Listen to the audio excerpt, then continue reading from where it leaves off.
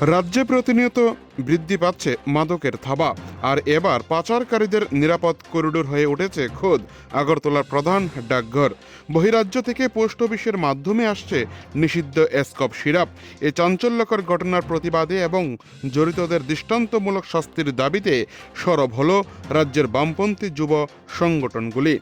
আজ Agartala post office চৌমুহনীস্থিত প্রধান ডাকঘরের সামনে যৌথভাবে এক জোরালো বিক্ষোভ কর্মসূচির আয়োজন করে রাজ্যের প্রধান 4টি বামপন্থী যুব সংগঠন।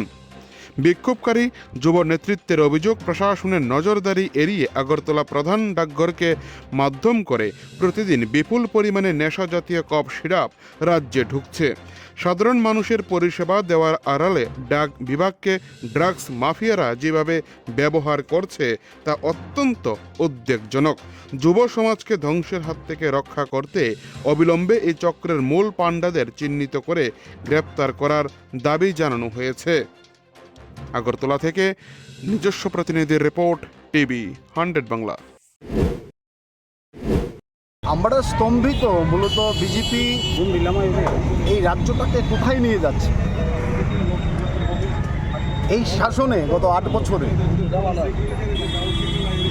ত্রিপুরা রাজ্যে সব দিক থেকে যদি পিছিয়ে যায়, একটা দিক থেকে ত্রিপুরা রাজ্য গোটা উত্তর পূর্বাঞ্চল এবং গোটা ভারতবর্ষের মধ্যে এগিয়ে যাচ্ছে। এবং এই কথাটা শুধু আমাদের নয়, তা স্বয়ং মুখ্যমন্ত্রী বলছেন যে ত্রিপুরা আজকে মানব প্রচার, নেশা প্রচারে অন্যতম করিডোর।